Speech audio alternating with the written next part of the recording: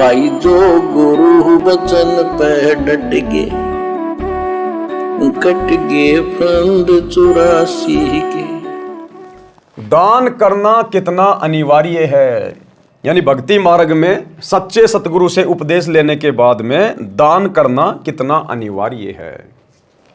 कबीर मनोकामना बिहाय के हर्ष सहित करे दान, ताका तन मन निर्मल होए पाप की हान। कबीर यज्ञ दान बिन गुरु के निस्दिन माला फेर, निष्फल वह करनी सखल सतगुरु भाखे टेर।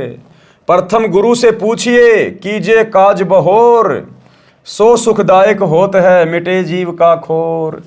भावार्थ, कबीर परमेश्वर जी ने बताया है कि बिना किसी मनोकामना के जो दान किया जाता है वह दान दोनों फल देता है। बिना किसी मनोकामना के, बिना किसी इच्छा के, बिना किसी भौतिक डिमांड के जो दान किया जाता है, ज्योति पाठ करवाया जाता है अपने गुरुदेव भगवान को, अपने गुरुदेव के कर कमल में, वो दान दोनों कार्य करता है। दोनों कार्य कौन से? क्योंकि सतगुरु अंतर्यामी है, सतगुरु को बताने की आवश्यकता नहीं है कि आपके ऊपर क्या संकट है या क्या संकट आने वाला है। सतगुरु अंतर्यामी है, वो हमारे मन में उठने वाली बात को जान जाते हैं। जिस घटना का जो आने वाले समय में घटने वाली है, हमारे ऊपर कोई संकट आने वाला है, कोई दुख आने वाला है, हम नहीं जानते, सतगुरु पहले से जानते हैं। तो सतगुरु को दान धर्म करते समय, ज्योति पाठ करवाते समय हमने अपने मन में कोई इच्छा नहीं रखनी, निष्काम भाव से हमने दान करना चाहिए। गुरुदेव कहते हैं जब तक भक्ति सह कामना तब लग निष्फल सेव, कहे कबीर वे क्यों मिले निष्कामी निज देव। और परमात्मा कहते हैं बिन इच्छा जो देत है सो दान कहावे, फल बाचे नहीं तास का वो अमरापुर जावे।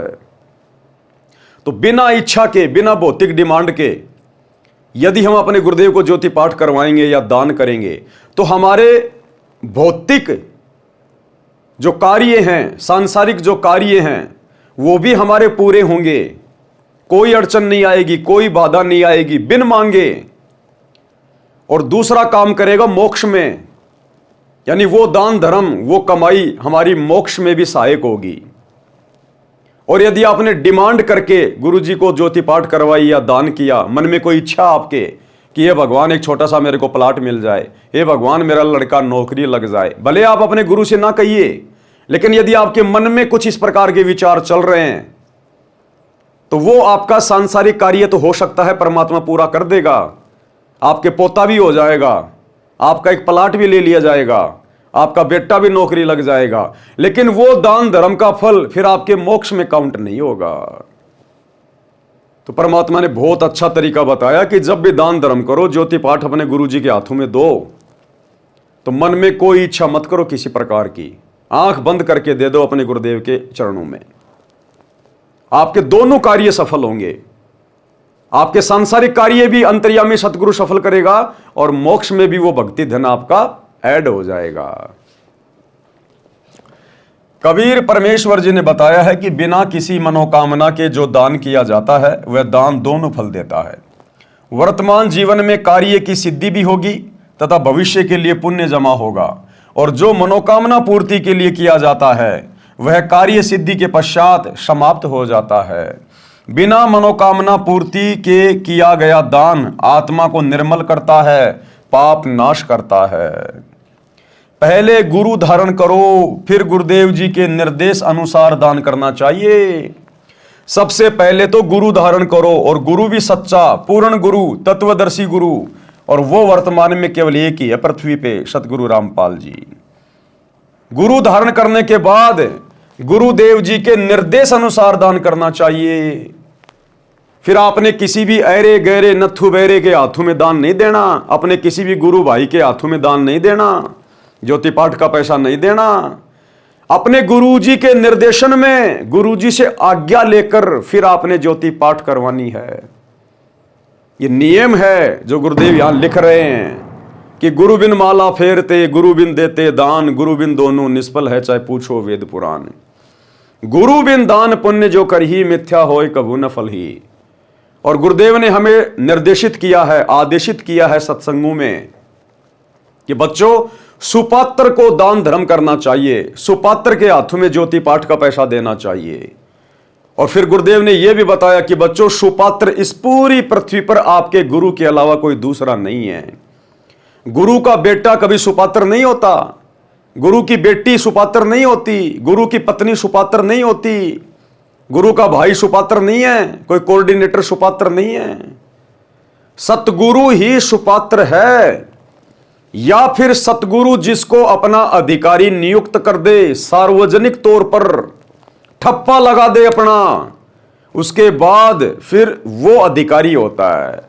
तो ये ठप्पा भाई अधिकारी वाला जब तक सतगुरु रामपाल जी भगवान धरती पे हैं तब तक किसी और के ऊपर नहीं लगाएंगे, अपने बेटा बेटी के ऊपर नहीं लगाएंगे, भाई बंधुओं के ऊपर नहीं लगाएंगे, किसी कोऑर्डिनेटर के ऊपर नहीं लगाएंगे।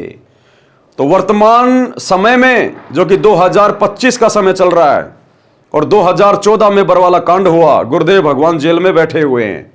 आज गुरुदेव भगवान की गैर हाजिरी में, गुरुदेव भगवान से पूछे बिना, उनसे आज्ञा लिए बिना, उनके ज्ञान के विपरीत लाखों की संगत इन फर्जी सतलोक आश्रमों में जा जाके अपने गुरुदेव के नियम और मर्यादाओं की धज्जियां उड़ा रही है और बिना गुरु आज्ञा के, अर्थात हिसार जेल में जाकर अपने गुरुजी से आज्ञा लिए बिना ज्योति पाठ और दान करवा रही है।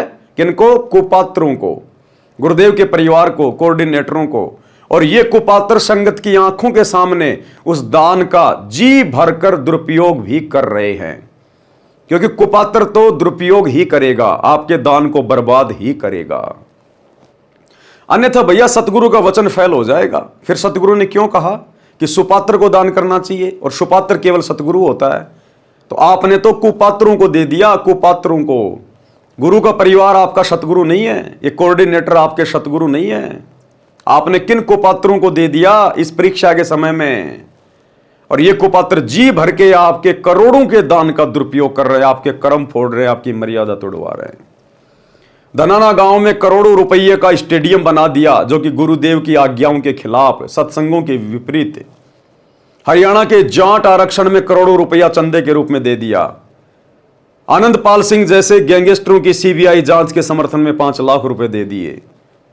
हरियाणा के गोहाना जाट महासभा का 5वां फ्लोर बनवा दिया गया, जो 1 करोड़ से ऊपर बनेगा। अयोध्या में भंडारा लगा दिया काल पुजारियों के लिए। और भी दुनिया भर के पाखंड आडंबर आए दिन ये लोग आपके दान धर्म के ऊपर करते ही रहते, काल प्रेरणा से आप लोगों की मर्यादा तोड़वाने के लिए। तो भैया सतगुरु का वचन मिथ्या नहीं जाता। सतगुरु ने कह दिया कि दान केवल सुपात्र को दिया जाता है, सुपात्र केवल आपका गुरु है, बाकी आप किसको दे रहे हैं ये आप स्वयं निर्णय कर लीजिएगा। पहले गुरु धारण करो, फिर गुरुदेव जी के निर्देश अनुसार दान करना चाहिए। बिना गुरु के कितना ही दान करो और कितना ही नाम सुमरण की माला फेरो, सब व्यर्थ प्रयत्न है, यह सतगुरु पुकार पुकार के कहता है। अब बहुत सारे भाई बहन कह देंगे भैया ये वाणी जो आपने बोली है अभी कि गुरु बिन माला फेरते, गुरु बिन देते दान, गुरु बिन दोनों निष्फल है, चाहे पूछो वेद पुराण। इस वाणी का तो ये मतलब है कि सबसे पहले सच्चा गुरु धारण करो, उसके बाद में दान करो। ठीक है भाई साहब, हमने सच्चा गुरु धारण कर लिया सतगुरु रामपाल जी को, अब क्या आंखें बंद करके दान करें किसी को भी?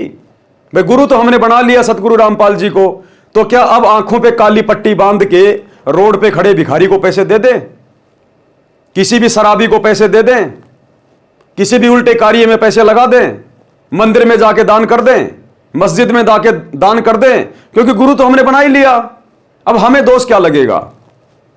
तो इन वाणियों का एक नहीं अनेकों अर्थ निकलते हैं। सबसे पहले तो सच्चा गुरु धारण करो दान करने के लिए। सच्चा गुरु धारण करने के बाद गुरु ने जो मर्यादा बताई है कि केवल सुपात्र को दान देना है। अब सुपात्र सतगुरु के अलावा धरती पे कोई दूसरा नहीं है, तो आप किसको दान दे रहे हैं वर्तमान में इन फर्जी सतलोक आश्रमों में जाकर? ये गुरुदेव के आध्यात्मिक निर्देशन के बिल्कुल विपरीत है। विपरीत आपका दान कुपात्रों के हाथों में जा रहा है।